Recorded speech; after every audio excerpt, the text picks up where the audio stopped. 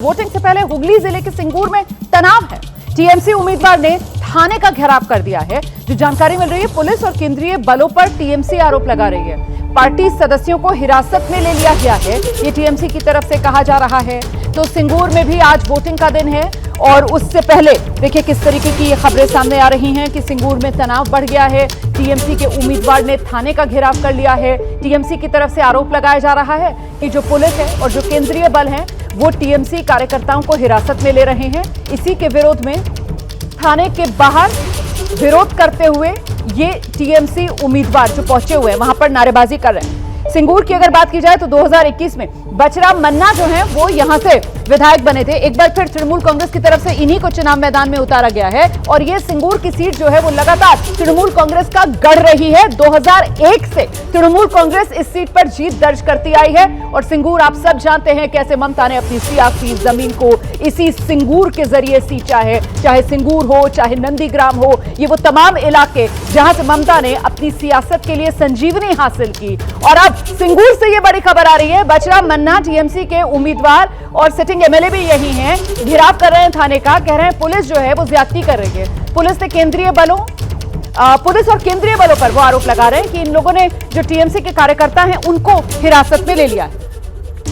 मेरे साथ इस वक्त हमारे सहयोगी विजेंद्र स्टूडियो में आ गए हैं और विजेंद्र जो है वो बंगाल की नब्ज को बहुत करीब से देखते समझते हैं। जरा विजेंद्र से ही जानते हैं कि तो सिंगूर में अगर इस तरीके की तस्वीरें आ रही हैं विजेंद्र, ये क्या कह रही हैं?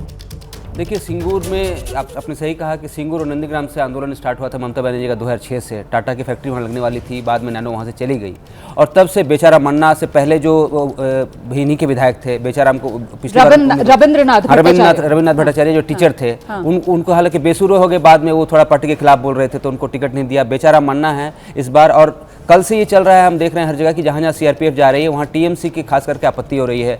जो एक नया ऑब्जर्वर गए हैं शर्मा जी, वहाँ अजयपाल शर्मा, वाला जो पूरा मामला उनके खिलाफ सुप्रीम कोर्ट में याचिका लगाई गई है और टीएमसी की ओर से कहा जा रहा है कि वो वोटरों को डरा रहे हैं, वोटिंग प्रक्रिया में बाधा दे रहे हैं, ऐसी आरोप लगा रही है टीएमसी। और बेचारा मन्ना इस वक्त हम जो देख रहे हैं कि सिंगूर में गए हैं, धरने पे बैठे हैं पुलिस थाने के बाहर। उनका कारण यही है कि सीआरपीएफ शायद टीएमसी के कार्यकर्ताओं को कहीं रोकी होगी और इसके खिलाफ ये विरोध कर रहे हैं बेचारा मन्ना। तो अभी राकेश शुक्ला जो कह रहे थे कि इस बार जो हिंसा है, जो विरोध है, उसका अंदाज बदल चुका है। यही वो बदला हुआ अंदाज है कि अभी तक तो टीएमसी की घेराबंदी की जाती थी कि जो सत्ताधारी है वही जोर जबरदस्ती ये डराने धमकाने का काम कर रहा है, लेकिन इस बार जो सत्ताधारी हैं वो खुद को पीड़ित दिखा रहे हैं या तस्वीरें ऐसी सामने आ रही हैं। हमने देखा था अभी किस तरीके से मिताली बाग जो टीएमसी की सांसद है उनकी गाड़ी पर भी हमला हुआ था। राकेश जी, नहीं देखिए, मुझे लगता है कि इनकी तरफ से जो घेराव किया जा रहा है उसमें लोकल की पुलिस को ये शामिल कर रहे, क्योंकि इनको अटैक करना है केंद्रीय सुरक्षा बल पे।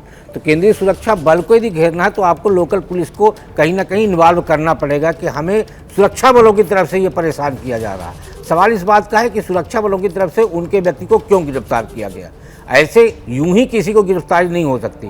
तो तृणमूल कांग्रेस ये दिखाने का प्रयास करी, जो आपने कहा बिल्कुल सही है, कि वो खुद को भी पीड़ित दिखाने का प्रयास कर रहे, जिससे कि सिंपैथी से भारतीय जनता पार्टी के साथ ना जाने पाए, हमारी सिंपैथी भी बनी रहे और हमारी तरफ से जो काम किया जा रहा है वो कार्य भी होता रहे। यानी हिंसा का जो सहारा तृणमूल कांग्रेस पे आरोप लगता रहा है, वो सहारा टूटने भी ना पाए और सिंपैथी भी बनी रहे। नहीं तो जयंत, ये विक्टिम कार्ड खेल रहे हैं टीएमसी के नेता।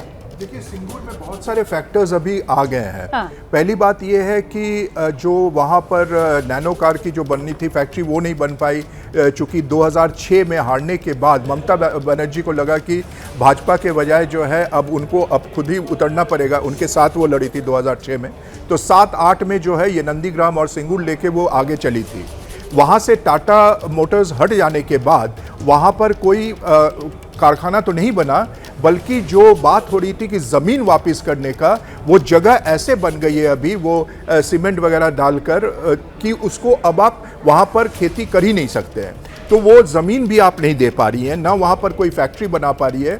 और अभी जो हाल वहाँ का है, खासकर आलू जो वहाँ पर जो फार्मर है उनको बहुत ही दिक्कतें आ रही है। 2 रुपये किलो के रेट भी उनको नहीं मिल रहा है। और ये सारे चीज़ों को मिलाकर मेरे ख्याल से वहाँ पर तृणमूल कांग्रेस के ऊपर एक प्रेशर बन गया है सिंगूर में। और चूंकि बेचारा मन्ना वहाँ के लीडर हैं, तो अभी क्या खास क्या वहां पर वजह है, वहां पर क्या बात हुई है, ये तो मुझे नहीं मालूम है। लेकिन क्या सियासी जमीन खिसकती हुई तृणमूल कांग्रेस को नजर आ रही है सिंगूर में?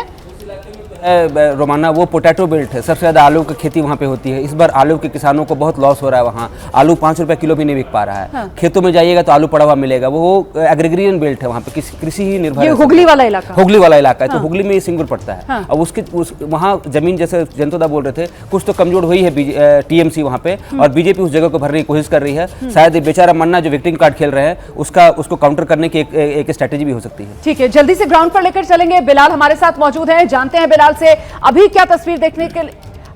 अच्छा, अभी हमारे साथ हमारे सहयोगी नहीं है, तो थोड़ी सी चर्चा यहीं पर स्टूडियो में करेंगे। आप अभी ज्वाइन किया है आपने विजेंद्र। हमें पहला सवाल जो मैंने वरिष्ठ पत्रकारों से पूछा था कि ये सेकेंड फेज, इसमें निर्णायक फैक्टर क्या रहने वाले हैं जो हार जीत तय करेंगे?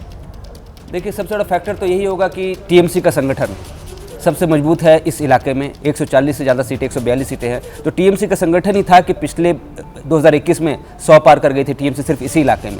तो आज भी टीएमसी संगठन टेस्ट में आएगा कि कितने वोटर्स को घर से ला पाते हैं, कितनी वोटिंग करा पाते हैं। क्योंकि मेरा अनुमान है कि पिछली बार 80% वोट पड़े थे, इस बार 95 के आसपास रहने वाला है सेकेंड फेज में भी, जिसकी झलक हमने फर्स्ट फेज में देखी। उसका सबसे बड़ा कारण है SIR के बाद जिसके भी नाम जुड़े हैं वो चाह रहे हैं ज़्यादा से ज़्यादा लोग जाके वोट दें।